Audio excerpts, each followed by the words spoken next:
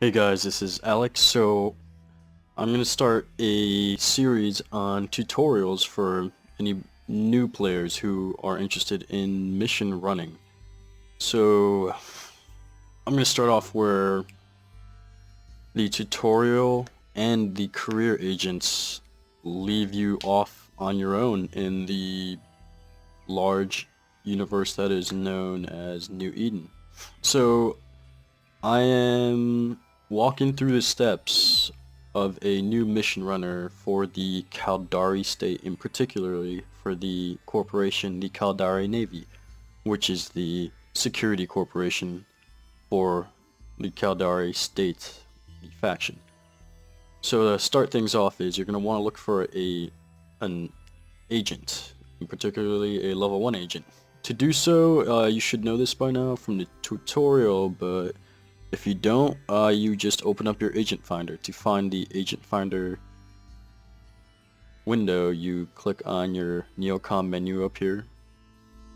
It'll be under business, and right here, agent finder. If you want to add it to your dashboard on the left over here, you just simply drag and drop it. So once you've done that, you can go ahead and select it. Okay, so first things first is to find it. First of all, you're probably going to have nothing on your screen, but you're going to want to click on the faction, select Caldari State. And this only applies, by the way, to those of you who are starting off as a Caldari State.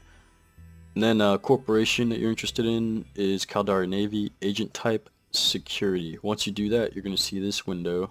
You're going to start off with level 1 agents. So I've already done all this, and I've already flown to the station. And once you've gone to the station, you can go ahead and close your agent finder window, and over here, if you click the agents tab, you'll find your multiple agents.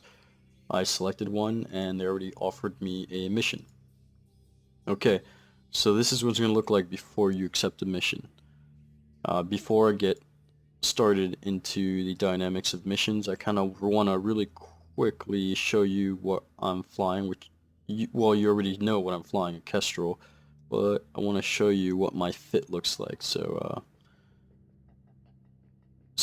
I am rolling into this mission with 4 light missile launcher 1s. I actually chose to have all metal level 1s installed on my ship just so I can show you how simple and easy these missions can be, so you can actually fly a cheap ship and still survive these missions and make some ISK. Alright, so 4 light missile launcher 1s. I also included in the medium slots a small shield booster 1, which grants me 26 HP per 2 seconds when activated. I've also included a small shield extender 1, well, excuse me, 2 small shield extender 1s, and I've included a 1 MN micro warp drive 1. In the low slots, to gain some extra damage, I've fitted ballistic control system 1. I fitted 2 of those.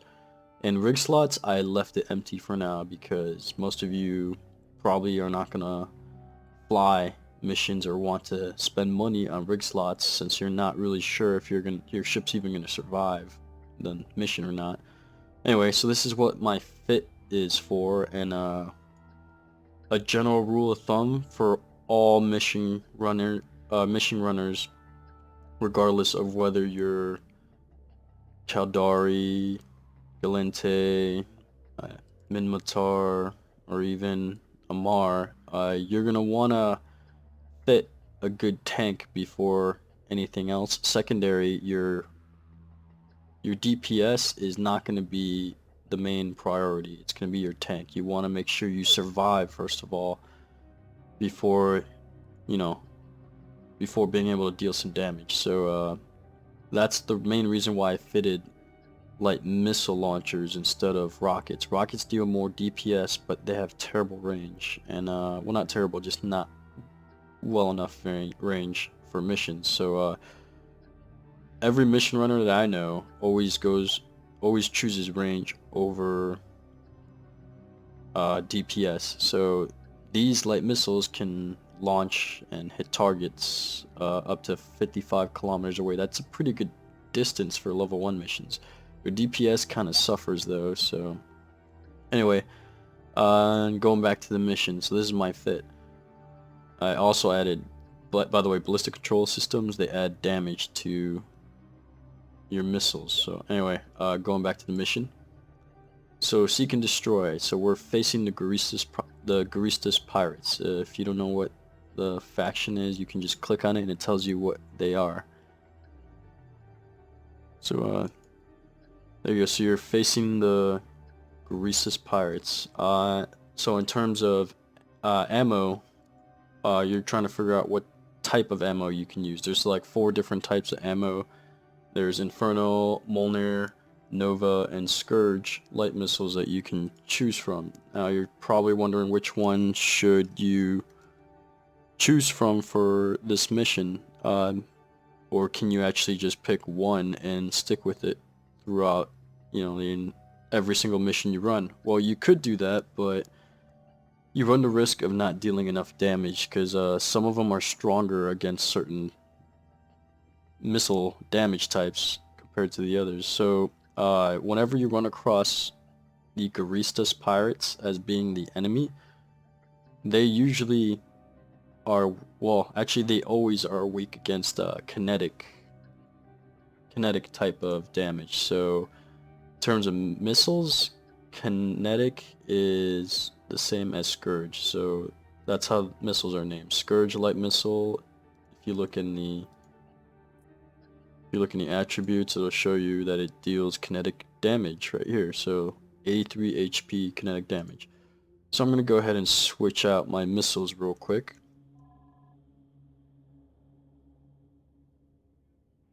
Oh, I had them grouped, so they always do that. They do that on their own. I'm going to transfer it over to my item hanger, and there we go, drag and drop. And it loads all the missile bays automatically if I just drag and drop to the center instead of having to do it over and over again individually, which is good. And then I transfer it over to my Kestrel's cargo hold, excuse me. Alright, and now I'm ready to attack this mission. So I'm going to go ahead and cut straight to the mission so you don't have to watch me travel from gate to gate straight to it. So I'll see you then. Okay, so I've warped into the system where my mission is located. So you could either right click on this mission window here, the conversation that you had open with your agent, and click warp to location, or if you'd like to minimize this and have more room to look around at the beautiful graphics of EVE Online, you could just click over here on the left hand side and click warp to location.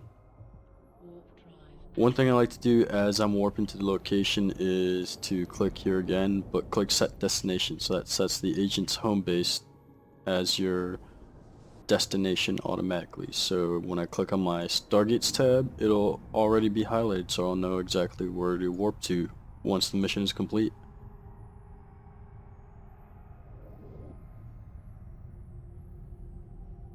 Alright, acceleration gate.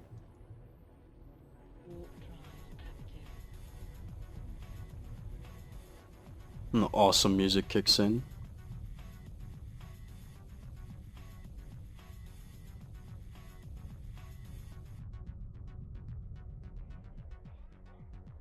Alright, so first thing I usually like to do on missions is, since none of them are trying to shoot me right now, I grab the first target, the closest target, lock them, and begin the engagement.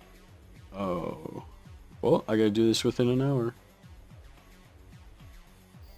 Too easy. So you notice the yellow brackets, that means the enemy is targeting you. Once the brackets start turning into blinky red brackets, that means they are actually dealing damage to you. So as you can see, I'm one-shotting all of them from a good distance, and they're still not able to hit me because their weapons probably can't range me, so they gotta probably move in closer in order to be able to hit me. So So I'm doing pretty good considering I'm just using Metal 1. Alright, I'm gonna be a little cocky here and go ahead and target all of them and engage all of them as fast as I can. Let's see what my mission details were about. So, don't need to pick anything up, just need to eliminate all the pirates. Too easy.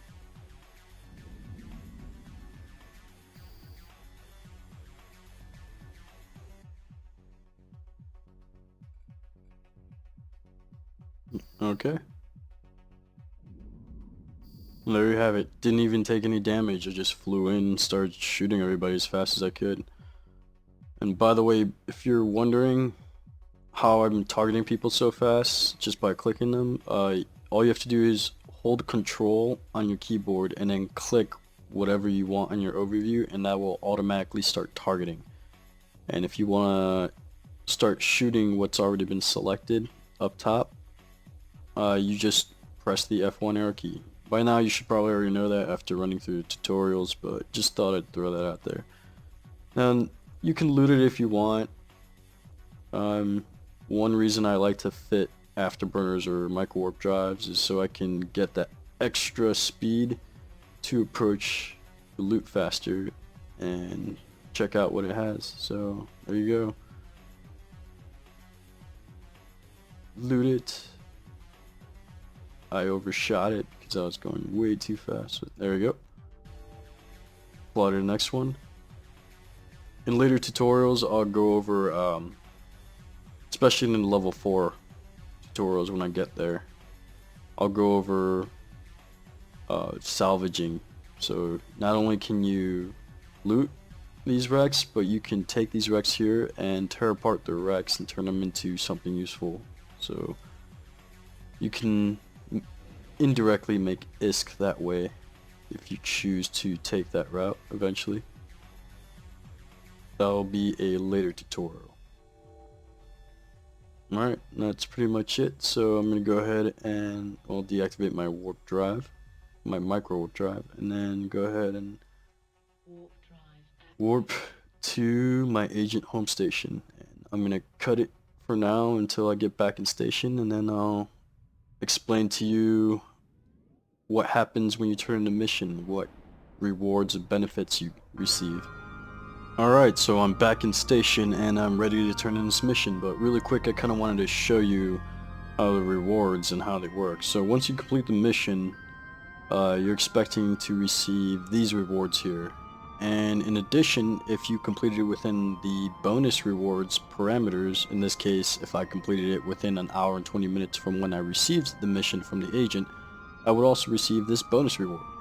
So just for completing this mission, I will receive 27,000 ISK plus 46 loyalty points. I'll explain loyalty points in a later video, or maybe not. I don't know. Leave something in the comment section if you really want to see more or not, just so I can determine whether I should spend time recording a video like that in the near future. But anyway, and I will also receive 27,000 ISK for completing it within an hour and 20 minutes. So before I do that, another benefit you don't see like directly and they don't really tell you is that once I complete this mission, my effective standing will increase. Yours is probably 0.0 or 0 point something, maybe 1 point something, but anyway. So effective standing is used for a lot of things. For now, and I could explain those in a later future video, but effective standing involves a lot more stuff in the future if you're interested in other avenues of or other professions of EVE. But for now, for the sake of mission running, the concern that standing has, the impact that standing has on you right now is being able to move up to the next level mission agent. So in this case, I want to, every mission I run, I will increase my effective standing with that agent as well as their corporation. And right now this is a level 1 mission, a level 1 agent. If I want to move up to a level 2 agent, I need to have an effective standing of 1.0 or higher. To move on to a level 3 agent, I will need to have an effective standing of 3.0 or higher. And to move on to a level 4 agent, an effective standing of 5.0 or higher. And for those of you who may or may not even reach level 5, you need an effective standing of 7.0 or higher. So let's go ahead and turn in this mission. And there we go. And that's pretty much all there is to it. I just gained a little bit more ISK and more LP, so I hope this helped. And I'll leave, oh, there's my loot. And go ahead and transfer all this back into my item hanger. Well, anyway, that's all there is to it with level 1 missions. I'll keep running missions and making and recording more videos in the near future. I'm probably gonna record a level 2 mission next. Well, I'm still kind of torn on whether or not I should keep going with the level 1s or explaining more aspects of mission running. And that's where player feedback kind of comes in. I would like to know what needs to be explained more so I can add that to my next video before I move on to level 2 missions, because it just keeps compounding onto each other, and I don't want to, you know, skip over something that I could have easily gone over in this video. So go ahead and shoot me a message or leave a comment.